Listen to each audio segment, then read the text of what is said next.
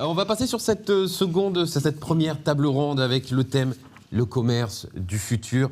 Bienvenue Nadia, bienvenue Mathieu, merci d'être avec nous. Merci à vous. Donc Mathieu, vous êtes président de l'association Polygone Nord, c'est ça? Et vous, Nadia, vous présidez Multiserve, c'est ça? Pardon, pas du tout. Le CCI Commerce. Non, je suis commerçante indépendante en centre-ville à Perpignan. D'accord. Et j'ai été présidente d'association de commerçants aussi indépendants en centre-ville. D'accord. Le commerce du futur, pour vous, ça évoque quoi? Ça évoque la prise de conscience de la remise du client au centre de toutes les relations. Je pense que plus que jamais, il va falloir être attentif aux besoins des clients parce que tout va très vite. La crise sanitaire a encore accentué un petit peu ce besoin, cette frénésie de rapidité, mais avec un client qui est de plus en plus exigeant et auquel il faut être de plus en plus attentif. Il faut lui amener évidemment de la rapidité, mais il a besoin de conseils personnalisés, il a besoin de réactivité, de transparence et surtout d'un service après-vente optimal.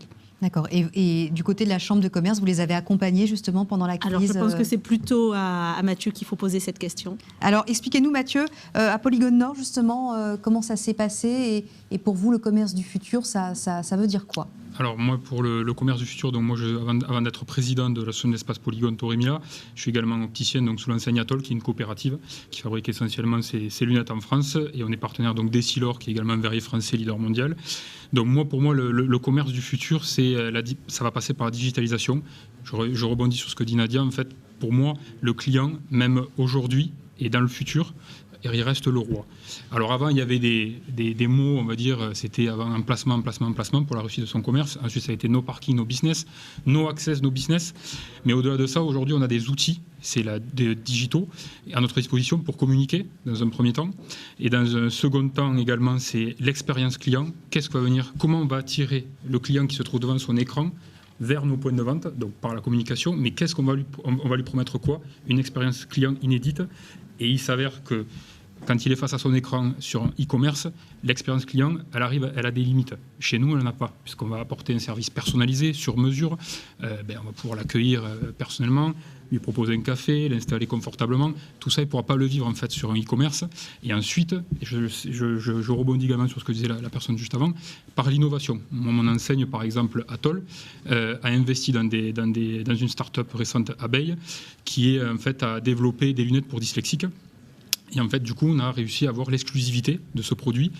Tous les opticiens ont été formés. Et cette innovation devient exclusivité et, bien sûr, automatiquement, va attirer, c'est une personne sur 10, mais cette clientèle sur les commerces. Donc, entre le commerce du futur, c'est bien sûr partir au combat face au commerce e-commerce, mais on va utiliser ces outils digitaux pour se développer. Digitalisation et donc innovation. On va essayer de rejoindre peut-être Cyril Marcet. Non, on ne l'a pas. On l'a pas, il n'est pas en visio. Voilà. De connexion. Eh ben c'est pas grave. Donc Nadia, pour vous, l'innovation, c'est aussi important, c'est possible dans le commerce un peu plus traditionnel d'avoir de l'innovation? Alors oui, de la personnalisation, en tout cas, j'entends par innovation. C'est-à-dire que moi, dans ma boutique, j'ai une boutique de prêt-à-porter masculin. Ça fait 1 an et demi, grosso modo, que je développe le costume sur mesure. Voilà, de façon à complètement répondre à l'attente personnalisée du client, à lui vendre aussi un produit unique, puisqu'il aura un produit qui sera 100% adapté à sa morphologie, mais pour lequel il choisira aussi toutes les finitions, pour lequel il choisira tous les petits détails qui lui seront propres, personnels, importants. Et donc ça, c'est des services qu'on n'avait pas forcément développés jusqu'à présent, qui existaient évidemment pour certaines élites, mais qui aujourd'hui se démocratisent. Comment vous l'attirez, le client, aujourd'hui? Est-ce que c'est ça le plus compliqué au final? Effectivement, Mathieu parlait de l'emplacement qui était primordial. L'emplacement en centre-ville était primordial dans la mesure où le client faisait l'effort de venir jusqu'en centre-ville. C'est vrai que ces dernières années, alors ça l'est moins vrai aussi grâce à la crise sanitaire, puisqu'aujourd'hui la seule vie se retrouve dans les centres-villes, mais le client ne venait plus en centre-ville à cause de problématiques de stationnement payant, à cause de problématiques de difficultés, etc. Et de facilité aussi peut-être à acheter sur Internet et se faire faire livrer ? De facilité à acheter aussi sur Internet, parce que évidemment, il suffisait juste de cliquer à n'importe quel moment, n'importe quelle heure, et c'était réellement facile. On renvoyait, etc. On ne se posait pas certaines questions morales de savoir ce que le commerce physique aussi pouvait devenir. Aujourd'hui, il y a eu toute une levée de boucliers pour défendre le commerce de proximité. Donc j'espère que ça fait prendre certaines consciences qui vont perdurer dans le temps. Qui a été essentiel dernièrement d'ailleurs, on s'en est aperçu. Exactement. Les commerçants non essentiels n'en ont jamais autant été, parce qu'on crée du contact, on crée du lien social, et ça c'est primordial. Hein. On va complètement déshumaniser la société derrière nos écrans. Mais effectivement, aujourd'hui, cette digitalisation doit nous servir à attirer le client avec de la communication accrue. Aujourd'hui, un client passe, grosso modo, un client potentiel passe 80 minutes par jour sur son smartphone. Donc, il faut se servir de ces données pour effectivement rebondir dessus, attirer le client en sachant quel canal sera le plus adapté à notre cible, bien évidemment, et quel message sera le plus adapté. Pour un ado, je pense qu'on sera plutôt sur des réseaux tels que TikTok. Pour la ménagère de moins de 50 ans, on lui enverra le SMS classique pour essayer aussi de l'attirer. Le challenge du commerce de demain, c'est au final réussir à faire bouger le client, de faire sortir de devant son écran pour aller directement en boutique, en commerce, en lui promettant un vrai caring. Complètement. On en revient à l'expérience client de tout à l'heure. C'est d'ailleurs toutes les enseignes et même les commerces sans enseigne tendent vers ça. Il faut que le client, quand il soit dans le point de vente, se retrouve bien, entouré, conseillé, quelque chose qu'il ne peut pas trouver sur Internet. Et ça n'a pas toujours été la clé, ça ? On l'avait oublié. Voilà. Oui, tout à l'heure, l'un de nos intervenants disait que dans l'avenir, il faudra également revenir un peu aux fondamentaux. C'est aussi un peu ça C'est exactement ça, en fait. C'est-à-dire que le client, indirectement, on ne s'en rendait plus compte, mais s'adaptait un peu au commerce et aux commerçants. Mais parce que c'est des routines en fait, qui se mettent en place. Aujourd'hui, on a bien compris que les générations d'aujourd'hui ont d'autres besoins et à nous de nous adapter. Par exemple, la géolocalisation. Nous, on a mis en place également donc, les prises de rendez-vous par Internet suite au Covid, puisqu'on s'est rendu compte qu'il fallait un nombre limité par magasin de clients. Donc, du coup, la prise de rendez-vous. Et quand ils se retrouvaient en magasin, on bloquait 1 heure pour eux. Mais en fait, c'est essentiel dans notre métier, dans le conseil, dans l'accompagnement. Et ça, on l'a peut-être un peu oublié. Donc, on l'a conservé. On peut sur notre site prendre rendez-vous et on voit qu'aujourd'hui, ça marche aussi bien que l'après-Covid. Ça continue. Et c'est quelque chose qu'on va conserver. Est-ce que certains pays ou certaines zones sont en avance sur nous en termes de caring de clientèle? Moi, je pense que la France, moi, dans ma partie, l'optique, on est bien. On est pas mal. Parce que je vois les parts de marché du e-commerce en France, elles ont du mal à décoller. Le e-commerce optique, elle ne décolle pas. Je crois qu'aujourd'hui, sur les pays européens type l'Angleterre, ils avoisinent les 10% de parts de marché. Nous, ils n'arrivent pas à dépasser les 5%. Alors, on a vu ces sites internet où on peut adapter virtuellement des lunettes sur sa tête pour voir à quoi ça ressemble, ne pas avoir forcément besoin de se déplacer. Est-ce que ça fonctionne réellement ? Un exemple, je vous donne l'exemple, il y a pas si longtemps, je crois, il y a un petit peu moins d'1 an. J'ai un client qui est venu, donc qui était alité à l'hôpital, et donc il commande ses lunettes via Internet. Il les reçoit et malheureusement, il y avait la longueur de branche qui n'allait pas. Demain, il avait les plaquettes qui étaient tombées, donc il fallait automatiquement revenir chez nous pour les réparer. Je ne veux pas parler à la place de Nadia, mais je pense que c'est un peu un principe. Demain, on achète ces vêtements, on a un problème. Je veux dire, c'est le conseil, c'est la personnalisation. On est accompagné, c'est un achat également responsable. Il y a tout un suivi. Et sur Internet, ça, c'est la limite. C'est la fameuse expérience client. Il y a une limite sur Internet et nous, pour le moment, c'est limité. Et on n'a pas creusé partout, il faut au contraire... Alors, je rejoins Mathieu là-dessus. On a tous fait l'expérience, à un moment donné, d'être obligé de passer par un site Internet, enfin un service en pré-vente de site Internet, que ce soit d'un voyagiste ou autre. Et à un moment donné, on est excédé de devoir taper sur le bouton 1 pour arriver à la plateforme qu'on souhaite. Et on cherche désespérément à avoir quelqu'un de physique en ligne. Donc voilà, ça, c'est la première limite. Et puis surtout, il faut faire attention quand on parle de commerce du futur. Aujourd'hui, il y a beaucoup de régions qui ont donné des aides, des subventions pour digitaliser les commerces physiques, pour leur permettre d'acquérir des sites de vente en ligne. Mais on n'arrivera jamais de toute façon à concurrencer les mastodontes de la profession et on va juste se faire absorber en voulant essayer de les égaler. Donc je crois qu'il faut pas perdre de vue que le client doit être mis encore une fois en avant et la priorité, mais on doit se servir de tout ce qui est digital pour justement améliorer le côté physique de nos commerces. le leader, le mastodonte, c'est Amazon. Et Amazon est en train d'absorber tout le monde. Donc, si on ne fait pas aussi attention à ne pas lui faciliter le travail, justement, en voulant rivaliser sur un terrain pour lequel on sera toujours inférieur, je crois qu'on va aussi connaître de gros écueils. Concrètement, comment vous allez essayer de le contrer à l'avenir, ce mastodonte ? En créant peut-être, encore une fois, davantage de proximité, davantage de conseils, davantage de transparence, en montrant aussi au client que l'humain passera toujours avant toute chose. Le click and collect, c'est quelque chose aussi qui vous amener des clients, qui va vous en amener durablement ? Alors, qui nous a amené des clients ? Oui, clairement, parce que, encore une fois, je crois que les 3 minutes d'interaction sociale étaient importantes. Oui. Donc, ça nous a permis, d'être davantage connus par des clients qui ne venaient plus, qui ne consommaient plus en centre-ville. Après, qui ne vous connaissaient même pas. Ou qui ne nous connaissaient même pas, bien évidemment. Donc oui, on a tous eu le temps de davantage développer nos réseaux sociaux et essayer de trouver des moyens de communication un petit peu innovants. Donc voilà, maintenant, il faut encore une fois que ça perdure dans la tête des gens, des consommateurs. Après, à nous de savoir les fidéliser, à nous de mettre en place... je rebondis et je reviens sur Amazon. Amazon est leader dans la collecte de la data. Donc, il faut aussi qu'on s'inspire un petit peu de ça, nous, à nos niveaux, de façon à créer des fichiers clients qui soient vraiment optimisés avec les goûts, les tailles... pour ma partie en tout cas dans le prêt-à-porter, mais c'est vrai pour Mathieu aussi à certains égards, pour la morphologie du visage, etc., de façon à vraiment être capable de devancer l'attente du client et de lui proposer toujours un produit qui soit le plus adapté possible à sa demande. Est-ce que vous avez la sensation que tous les acteurs de Polygone Nord Torremeilla partagent la même vision des choses ? Vous allez tous dans la même direction ? Complètement. Non, mais je suis content que vous posiez la question parce que juste, ça me permet de faire un petit historique sur l'espace Polygone. Donc nous, c'est une association qui a 50 ans aujourd'hui. Et si on en est là aujourd'hui, c'est parce que depuis 50 ans, les chefs d'entreprise ont la même vision. Alors, on a souvent été un peu pris pour les laisser pour compte parce que c'est les quartiers nord de Perpignan. Mais finalement, c'est ce qui nous a soudés. Et on est complètement, on va dire, inclus dans ce système socio-économique. Donc, on a vraiment avancé là-dessus. Et je vois toutes les enseignes, que ce soit les entreprises industrielles, parce qu'on est généraliste, artisanales, commerciales, de services tertiaires, on va tous dans le même sens. C'est ce qui nous permet aujourd'hui d'être quand même un espace économique, je pense, qui pèse aujourd'hui. Voilà. Justement, dans le futur, c'est important, toutes ces structures d'entraide, qui réunissent les commerçants. En fait, aujourd'hui, on ne peut pas... ça me fait penser à ce que disait Nadia. Comment je vais me démarquer par rapport au e-commerce, et j'en reviens à notre lunette pour dyslexiques, c'est aussi nos fournisseurs.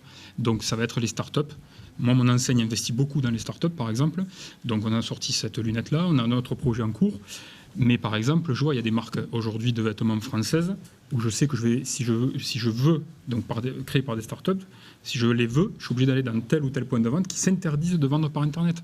Et ça, c'est aussi, pour moi, le commerce, c'est quelque chose de... C'est un commerce responsable, c'est un développement responsable, éco-responsable, voilà, économique, je parle. Est-ce qu'il serait même envisageable de créer des produits qui suscitent l'engouement, mais de ne pas les vendre sur Internet, pour faire revenir les gens... Par exemple, les lunettes dyslexie, c'est particulier parce qu'il faut quand même un réglage fait par un professionnel. Mais je vois par exemple, Essilor s'interdit de vendre ses verres sur Internet, et aujourd'hui, ils sont en train de préparer le verre avec la correction au centième près, que vous trouverez que chez leurs partenaires triés sur le volet. Donc, mis bout à bout, on est sur, toujours pareil, ce commerce responsable, choisi, boîte française, qui fabrique une partie de ses verres en France. Voilà, on rentre dans tout un système éco-responsable. Voilà, je reviens excusez-moi sur ce mot, mais pour moi, c'est essentiel, voilà, pour l'avenir. Concernant votre business, concernant votre commerce, ça semble évident que la présence d'un client est nécessaire pour avoir quelque chose de bien ajusté, de bien taillé. Ah oui, non, mais il y a beaucoup de clients qui, évidemment, ont fait l'expérience du costume aussi pour leur mariage sur Internet. Moi, qui sont revenus en désespoir de cause en magasin, me demandant si je pouvais faire quelque chose parce que le tissu correspondait pas, parce que la coupe n'était pas du tout adaptée à la morphologie, parce que ils se sont aperçus que l'écran avait toutes ses limites. Donc, bien sûr que ça semble a priori évident, mais c'est pas forcément rentré dans toutes les mentalités, notamment celles des plus jeunes, parce qu'aujourd'hui, Internet aussi a un petit peu fait perdre de vue l'importance du produit, de la qualité, pour valoriser le prix. On est toujours dans la recherche du moins cher. Et le moins cher, malheureusement, a ses limites. Et au final, on n'en a jamais que pour son argent. Il faut être complètement lucide là-dessus. Après, il y a aussi autre chose qui commence un petit peu à émerger et qui peut être une stratégie gagnant-gagnant. C'est ce qu'on appelle le cheap from store. C'est-à-dire qu'aujourd'hui, vous pouvez aller acheter sur une marque sur Internet et on vous proposera aux clients d'aller soit récupérer un peu comme un click and collect en boutique, mais surtout de faire livrer directement par le détaillant qui possède le produit au client de façon à éviter des frais de logistique et à désengorger le commerçant indépendant contre rémunération, bien évidemment. Ça, c'est une stratégie, encore une fois, gagnant-gagnant. Et de permettre donc de désengorger ce stock qui nous coûte très très cher au final. C'est quelque chose que vous voudriez mettre en place ? C'est quelque chose que je voudrais mettre en place. C'est quelque chose dont je vais parler aussi avec certains de mes fournisseurs. Vous êtes en train de lancer une start-up là en direct ? Pourquoi pas? Si, en tout cas, je lance l'idée. Ça peut être quelque chose à mettre en place qui, à mon avis, peut avoir de l'avenir et qui permettra de réconcilier le digital et le physique aussi, tout en permettant à tous les acteurs d'y trouver leur compte. On sait que quelques investisseurs nous regardent. Ma foi, ça peut être le moment de faire une première levée de fonds. Pourquoi pas. Allez, brûlons les étapes. C'est comme ça que parfois que de grandes idées sont nées. Alors, on a vu que, effectivement, le prix pouvait être quelque chose de très important sur Internet. Vous, dans les commerces, est-ce que vous voyez des tendances ? On a vu le tendance achat Made in France. Est-ce qu'à l'avenir, ça va devenir quelque chose de plus en plus important ? On voit des labels un peu éco-responsables. Est-ce que c'est des choses qui motivent vos clients à venir dans tel ou tel magasin ? Complètement, et même chez les plus jeunes. On aurait tendance parfois à imaginer que ce sont les personnes les plus âgées, qui sont les plus sages, les plus responsables ou qui ont le plus de recul par rapport à ça. Et ce sont souvent les plus jeunes qui ont une conscience écologique bien plus importante que la nôtre, en règle générale, qui sont les premiers friands même, alors c'est encore autre chose, mais du seconde main, de façon à éviter un petit peu cette consommation à outrance ou ce gaspillage effréné, qui sont très attentifs à la fabrication, au fait que des enfants ne soient pas utilisés. Et oui, il y a vraiment un besoin de qualité et un besoin de responsabilité pour les consommateurs. Et c'est quelque chose que vous jouez en magasin également, de conseiller les clients et de dire, voilà, ces lunettes, elles ont été fabriquées en France avec tel matériau, l'impact. Et ça, c'est des choses qui se disent en magasin, qui font la différence. C'est un argument de vente. Et fonctionne toujours ? Complètement. Et puis même, je trouve qu'à la fin, moi, que ce soit mes collaborateurs ou moi, on en est fiers. Voilà, je veux dire, c'est de travailler avec des produits faits en France et responsables. Pour moi, c'est une évidence. Et puis, les clients, ils sont sensibilisés. En règle générale, je ne vais pas parler du cas particulier, mais en règle générale, les clients sont sensibilisés à ça. Et la fidélisation des clients, comment ça se passe aujourd'hui et comment ça va se passer à l'avenir avec tout ce qui se passe sur Internet, tous les appréciations qu'on peut mettre sur Internet, les avis des clients? Est-ce que ça va jouer à l'avenir de plus en plus ? Je pense que ça joue bien évidemment, ce sont les restaurants et les hôtels qui ont d'abord été précurseurs de ce système de notation. Je pense qu'on fait tous un peu la même chose, on se fait notre propre avis. Mais après, il faut être aussi conscient que nous n'avons pas tous les mêmes attentes. Ce qui sera vrai pour vous ne sera pas vrai pour moi. Je n'accorderai pas forcément la même importance. Je reviens à la restauration, à la quantité d'un plat, mais à la qualité ou à la présentation ou un cadre. Donc il faut quand même être conscient que, heureusement, on ne vit pas dans une société complètement uniformisée et que le libre arbitre de chacun importe encore davantage. Oui, après, je la rejoins complètement. La fidélisation, après, il y a le lien social, le contact humain. Je veux dire, on le voit, un client qui est venu dans nos points de vente, si on fait notre job, il reviendra. Voilà. Je pense que sur Internet, il aura une tendance à vite changer de site. Quand il se déplace, qu'il y a un magasin, qu'il y a une vraie prise en charge, en général, on le fidélise. Parce qu'il y a une telle offre aujourd'hui que c'est vrai que c'est un peu compliqué de s'y retrouver. Est-ce que des labels, les appréciations des clients, ça va faciliter cette fidélisation à l'avenir, ou au contraire, est-ce que vous faites attention encore à ce genre d'appréciation qu'on voit un peu fleurir partout sur Internet ? Alors non, je pense pas. Je pense que, pour ma part en tout cas, c'est le bouche à oreille qui prime. Avant justement c'est dans le centre-ville, oui, c'est dans le centre-ville, mais je pense que oui, c'est partout. C'est à partir du moment où on est vraiment sur un rapport humain, c'est le bouche à oreille qui primera. Et puis je crois que au-delà de vendre un produit dans nos boutiques ou dans nos commerces, on vend un moment. Moi, je sais que souvent, on parle de beaucoup de choses et le produit est presque secondaire, presque, bien évidemment, j'ai mis un bémol. Et je sais que chez moi, par exemple, on ne vient pas au cœur des hommes, mais on vient chez Nadia. Parce que c'est encore une fois la relation humaine qui prime. Comment s'appelle votre boutique ? Le cœur des hommes. Le cœur des hommes à Perpignan. À Perpignan. Merci beaucoup Nadia Carbouche de vous être déplacée, d'être venue sur ce plateau. Merci Mathieu Laroussini également d'être venu. Merci pour l'invitation.